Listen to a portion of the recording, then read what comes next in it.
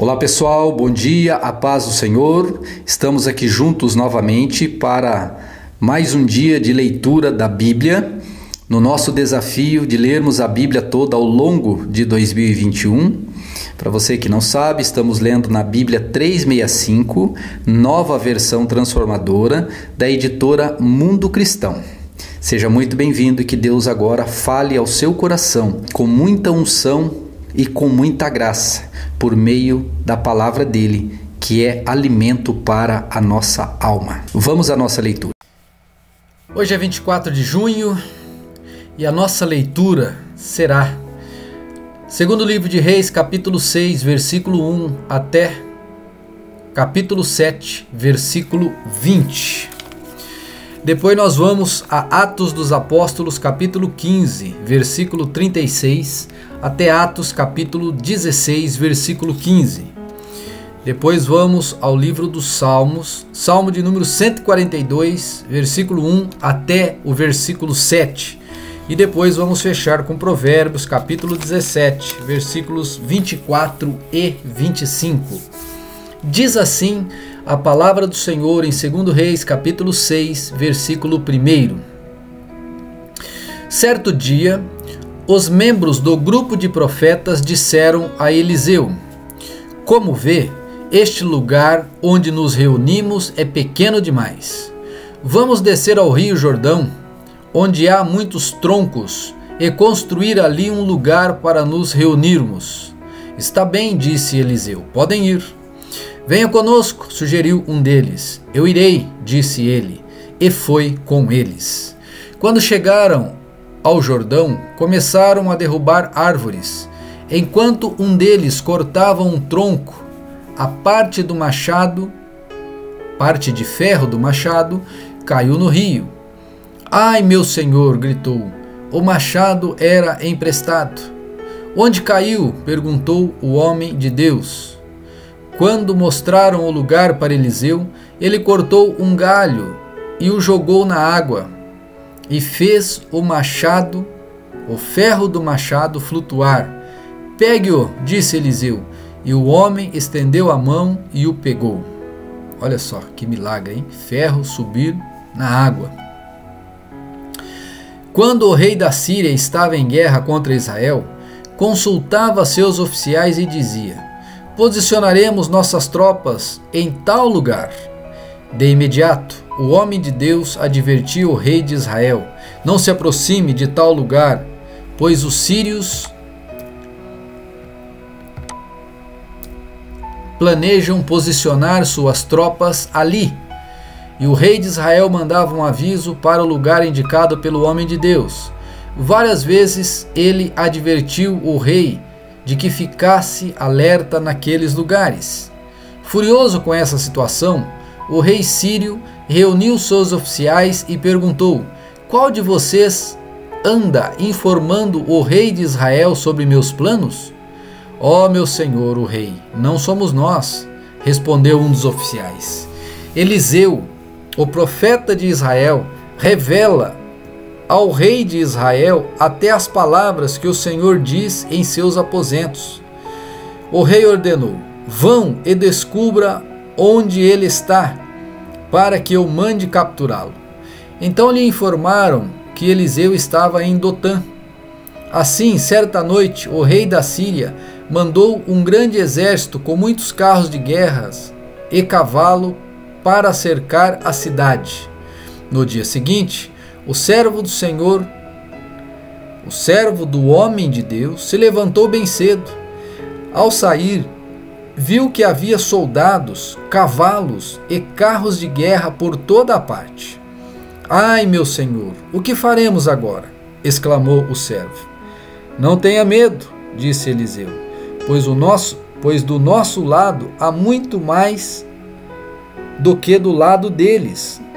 Então Eliseu orou: ó Senhor, abre os olhos dele para que veja. O Senhor abriu os olhos do servo e ele viu as colinas ao redor de Eliseu cheias de cavalos e carruagens de fogo. Quando os sírios avançaram na direção de Eliseu, ele orou: ó Senhor, faze que fiquem cegos. E o Senhor fez que ficassem cegos, conforme Eliseu havia pedido. Então saiu Eliseu e lhes disse: vocês tomaram o caminho errado, esta não é a cidade certa. Sigam-me, e eu os levarei até o homem que procuram. Então ele os guiou à cidade de Samaria. Assim que entraram em Samaria, Eliseu orou: ó Senhor, agora abre os olhos deles para que vejam. O Senhor abriu os olhos deles e descobriram que estava no meio de Samaria. Quando o rei de Israel os viu, perguntou a Eliseu: devo matá-los, meu senhor? Devo matá-los? Claro que não, respondeu Eliseu. Eles não são prisioneiros que você capturou. Eles não são prisioneiros que você capturou na batalha. Dê-lhes comida e bebida e mande-os de volta para casa, para o senhor deles. Então o rei lhes ofereceu um grande banquete e os mandou de volta para casa para o senhor deles. Depois disso, os invasores sírios não invadiram mais a terra de Israel. Algum tempo depois, porém, Ben-Hadad, rei da Síria, reuniu todo o seu exército e cercou Samaria. Como resultado, houve grande fome na cidade. O cerco durou tanto tempo que uma cabeça de jumento era vendida por 960 gramas de prata e 1/3 de litro de esterco de pombo por 60 gramas de prata. Um dia, quando o rei de Israel caminhava pelos muros da cidade, uma mulher gritou para ele: ó meu senhor, o rei, por favor, ajude-me. Ele respondeu: se o senhor não a ajudar, o que poderei eu fazer? Não tenho alimento na eira, nem vinho na prensa de uvas. Mas depois o rei perguntou: qual é o problema? A mulher respondeu: esta mulher me disse: vamos comer seu filho hoje, e amanhã comeremos o meu. Então cozinhamos meu filho e o comemos. No dia seguinte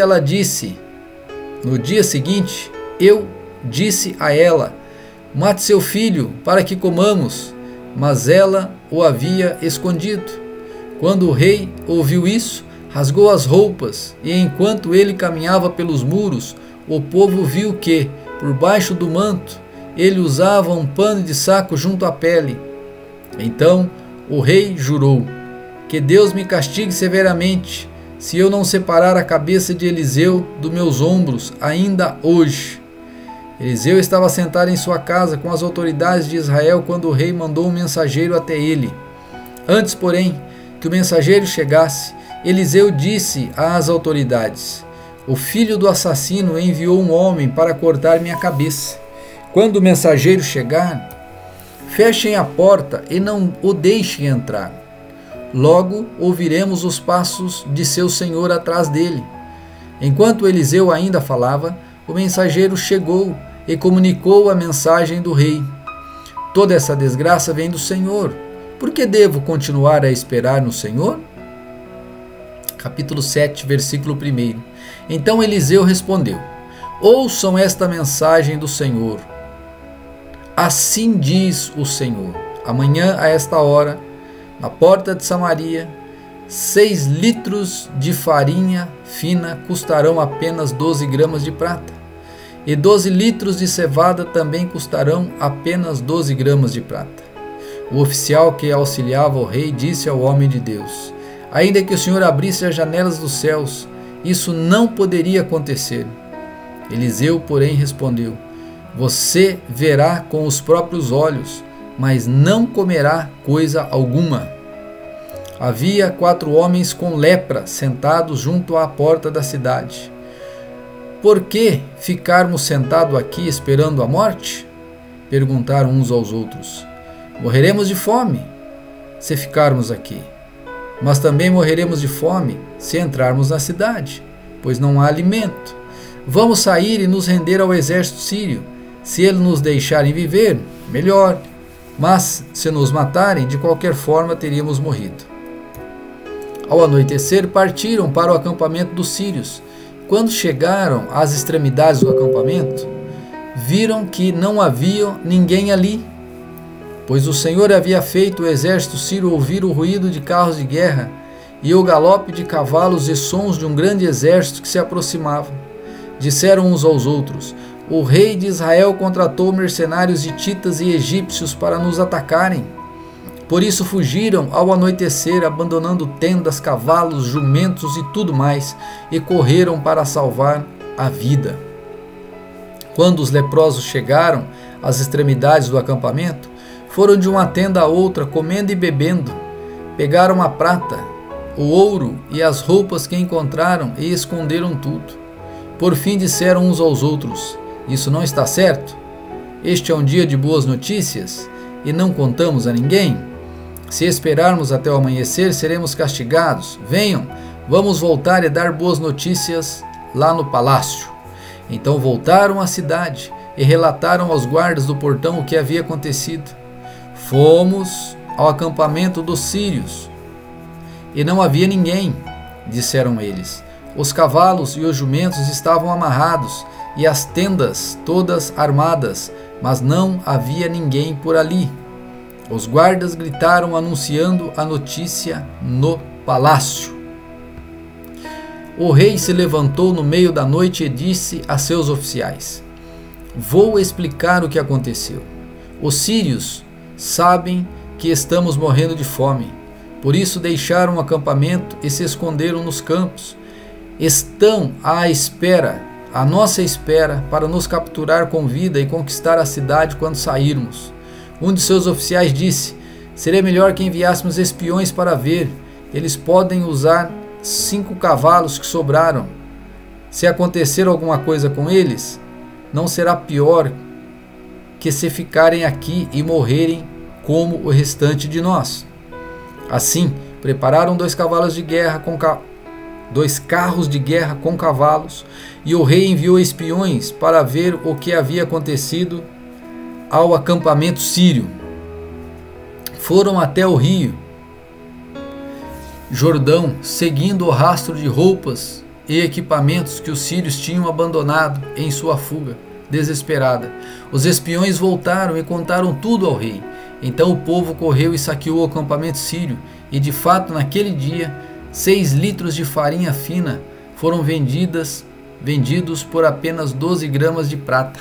E 12 litros de cevada também foram vendidos por apenas 12 gramas de prata, como o Senhor tinha dito.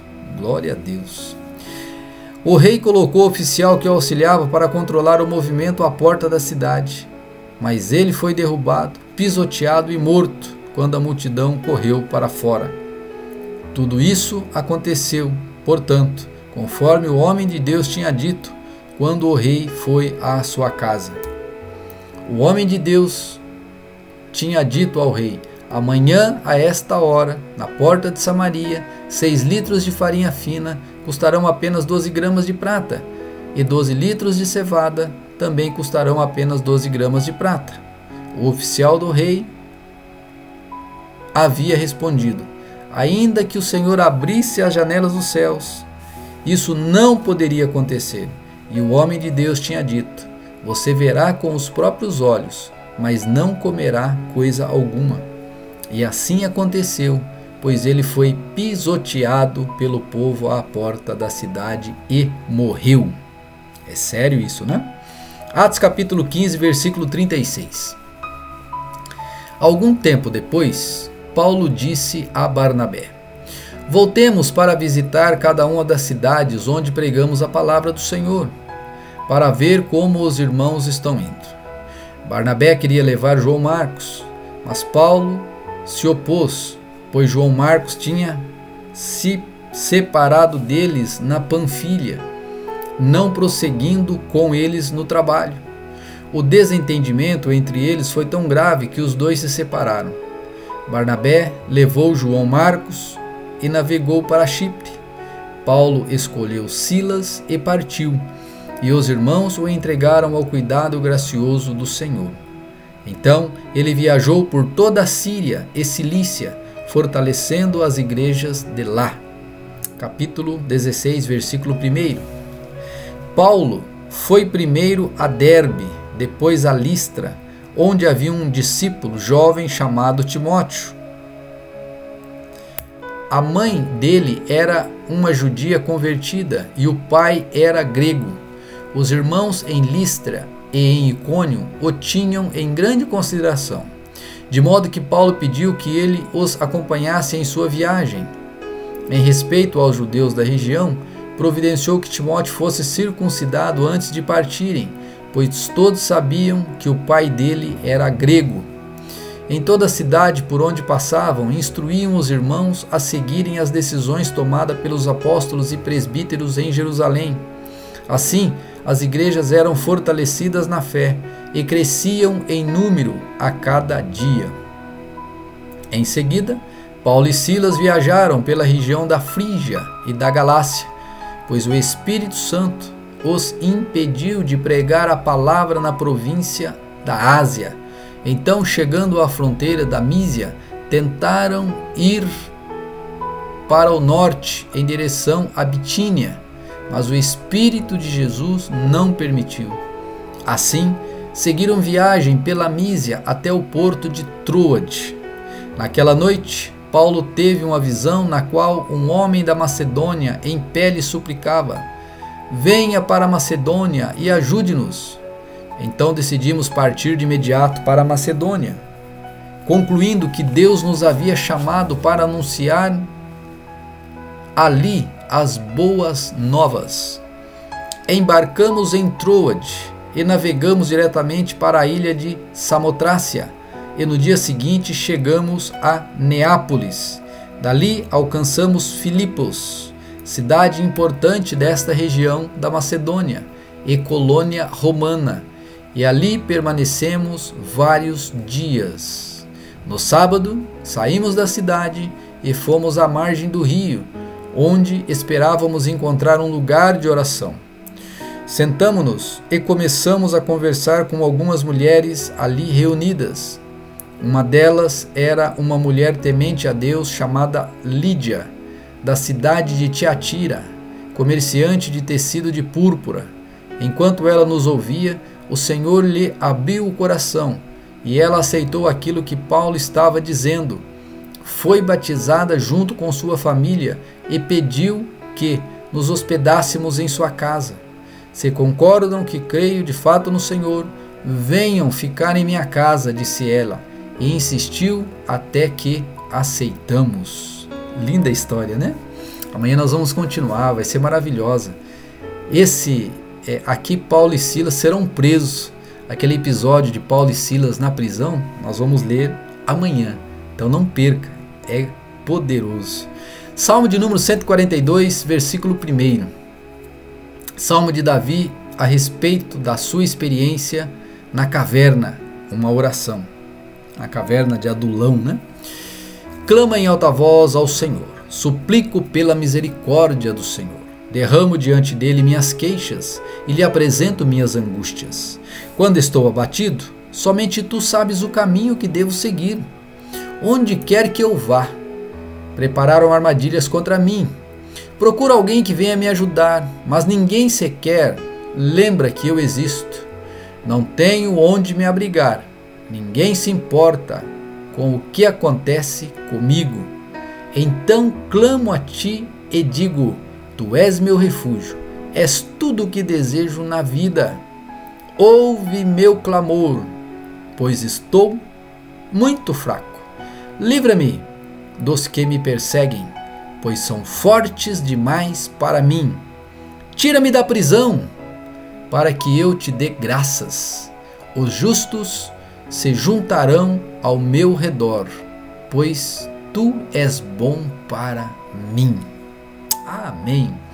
Vamos agora a Provérbios, capítulo 17. Vamos fechar com esse texto. Provérbios 17, capítulo 24 diz assim: o sensato mantém os olhos fixos na sabedoria, mas os olhos do tolo vagueiam até os confins da terra. O filho tolo causa tristeza a seu pai e a amargura àquela que o deu à luz, para sua mãe. Esta é a palavra de Deus, que ela possa ter falado ao seu coração. Lembra de deixar aqui o seu like, o seu joinha, de também fazer um comentário aqui embaixo. E amanhã cedo, se Deus permitir, logo de manhã, estaremos aqui falando das coisas de Deus. Tá lindo a oração, a reflexão da manhã. Não perca, tá bom? Que Deus te abençoe, fique na paz. Tenha um excelente dia, em nome de Jesus.